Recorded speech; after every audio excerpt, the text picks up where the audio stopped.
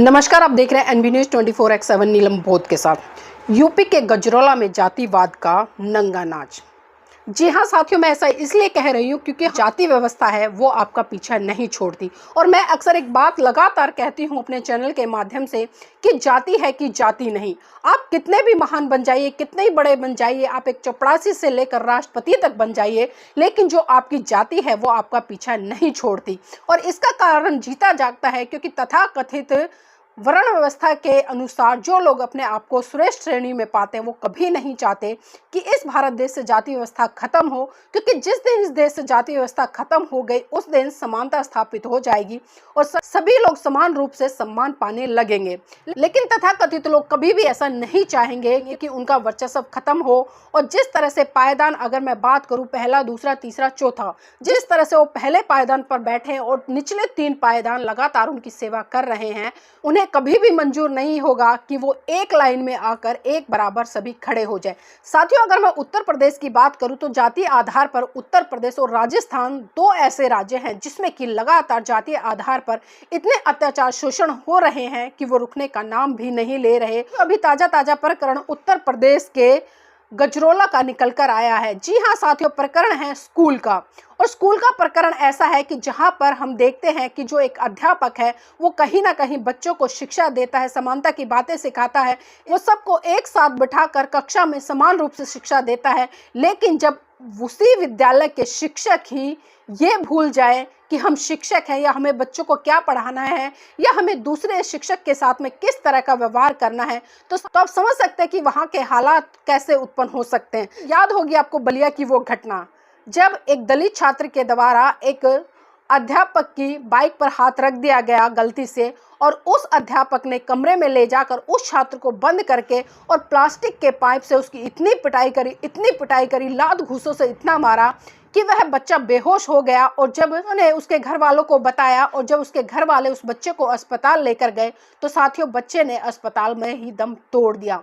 तो आप इस घटनाक्रम से ही समझ सकते हैं कि जो जातिवाद का जहर है लोगों में कितनी बुरी तरह से भरा पड़ा है।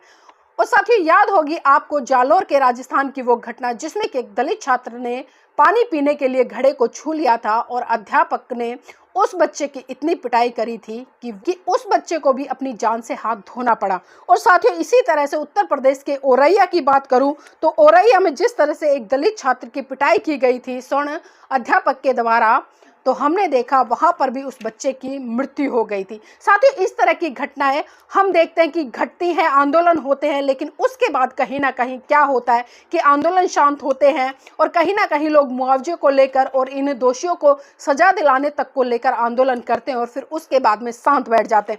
लेकिन अभी ताजा प्रकरण उत्तर प्रदेश गजरौला का जिस तरह से मैं बता रही हूँ निकल कर आया और जातिवाद की सारी हदें पार कर दी हैं। बताया जा रहा है कि जो रिंकी चौधरी नाम की सहायक अध्यापिका है और उसी के साथ में जो दूसरी सहायक अध्यापिका है उमा देवी, जो कि जाति से चमार है यानी कि दलित समाज से आती है। और जब रिंकी चौधरी की उषा देवी के साथ में पढ़ाई को लेकर कुछ विवाद हुआ तो तब साथियों इस रिंकी चौधरी नाम की जातिवादी अध्यापक ने जो उषा देवी अध्यापिका जो कि दलित समाज से है इसको इतनी बुरी तरह से मारा, इसके साथ में मारपीट की गई, लात घूंसे इसके ऊपर इसने बरसाए। और इतना ही नहीं, पूरी कक्षा के सामने, बच्चों के सामने, जो बच्चे एक अध्यापक को आदर्श के रूप में देखते हैं उन तमाम बच्चों के सामने इस रिंकी चौधरी जातिवादी अध्यापक ने इस उषा देवी अध्यापक को जाति सूचक शब्दों से संबोधित किया और इसको यहाँ तक कह डाला कि मैं जाटनी हूँ और तू चमारन है और तेरी ऐसी हालत कर दूंगी कि तू सुधार भी नहीं पाएगी। साथियों आप ये वीडियो खुद देखिए और आकलन कीजिए कि आज़ादी के 77 साल के बाद भी भारत में आखिर क्या घट रहा है। सभी सम्मानित साथियों से मेरा हाथ जोड़ कर निवेदन है, मैं आप सबके समक्ष अपने साथ हुई आप बीती घटना बताना चाहती हूँ। मैं उमा देवी उच्च प्राथमिक विद्यालय गजरौला की सहायक अध्यापिका हूँ। कल मेरे साथ रिंकी चौधरी जो शिक्षा मित्र हैं उन्होंने मारपीट की है, हाथापाई की है और मुझे जाति सूचक शब्द बोले हैं। उन्होंने जब मेरे साथ मारपीट की है उसके बाद उन्होंने मुझे ये बोला, जब तुझे तेरी औकात दिखा दी, जो तुझे करना है वो कर ले और तू एक चमारी है, जाटने ने तुझे तेरी औकात दिखा दी। हालांकि मैं सबके कहने से कल मैंने फैसला कर लिया है, लेकिन अगर मैं अपनी आंखें बंद कर रही हूँ और अगर रात को सो भी रही हूँ तो मेरे कानों में वैसे आवाज़ें गूंज रही है जिससे मेरी मर्यादा को काफ़ी ठेस मिल रही है।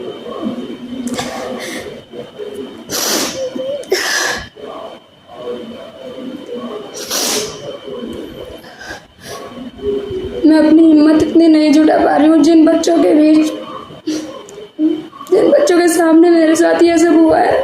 मैं कभी जिंदगी में उन बच्चों के सामना कर पाऊंगी या नहीं, क्या मैंने इसीलिए एक शिक्षक की पढ़ाई की थी कि ये सब मेरे साथ होगा। मैंने ये कभी लाइफ में एक्सेप्ट नहीं किया था कि ये सब होगा, और मैं कभी चाहूंगी भी नहीं कभी किसी और शिक्षक साथी के साथ ऐसा हो। जिसके साथ ऐसा होता सिर्फ वो ही समझ सकता है कि उसके दिल पर क्या बीत रही है, और दूसरा कोई नहीं समझ सकता।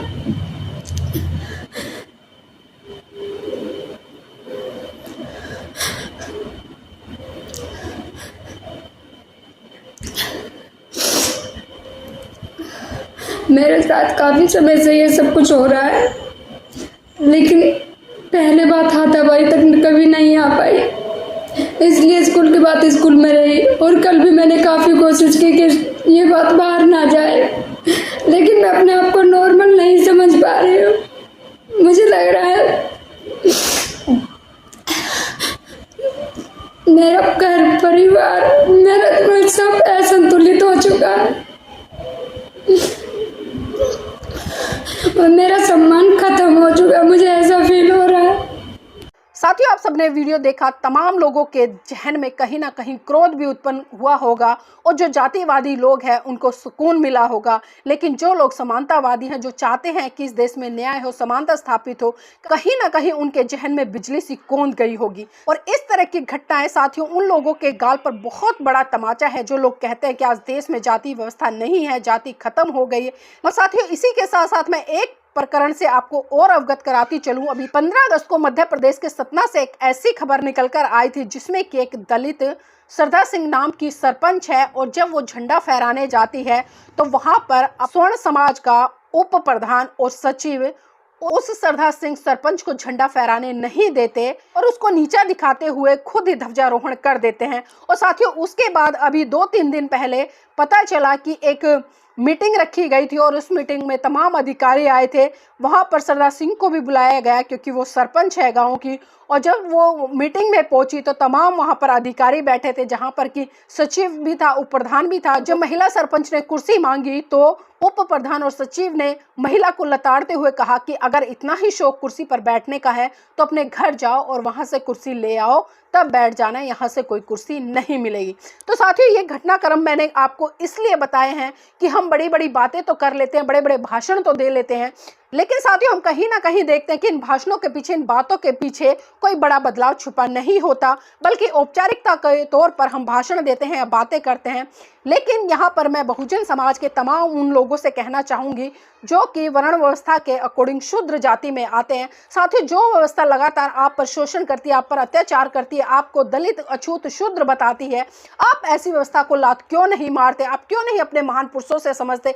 चाहे मैं उसमें किसी की बात करूं, चाहे मैं ललित सिंह यादव जी की बात करूं या डॉक्टर BR अम्बेडकर जी की बात करूं या तमाम ऐसे बहुजन नायक नायिकाओं की बात करूं जिन्होंने इस हिंदूवादी व्यवस्था को लात मारकर बुद्धिज्म की तरफ बढ़ने का संकल्प लिया, और वो संकल्प ही नहीं लिया बल्कि उन्होंने पूरा भी किया। और साथियों उन्होंने इस देश से जाति व्यवस्था खत्म करने के लिए सबसे पहले उस व्यवस्था को लात मारी जो व्यवस्था इनको छोटा, अछूत, नीच और दलित बताती थी। साथियों घटनाएं आए दिन हो रही हैं, घटनाएं रुक नहीं रही हैं, और इस तरह की घटनाओं को रोकने के लिए सबसे बड़ा हथियार अगर आपके पास में है तो आपको उस व्यवस्था को छोड़ना पड़ेगा जो व्यवस्था आप पर अत्याचार, शोषण करती है। और वो व्यवस्था साथियों अगर मैं बात करूं खुले शब्दों में, वो है आज हिंदूवादी व्यवस्था, जो कहीं ना कहीं जाति के आधार पर, धर्म के नाम पर, वो गरीबी अमीरी के नाम पर, या आपको जिस तरह से गो तस्करों के नाम पर दिन दहाड़े मार देती है, आपकी बहन बेटियों के साथ में अत्याचार, शोषण हो रहे, आपकी बहन बेटियों की इज्जत आए दिन तार तार हो रही है।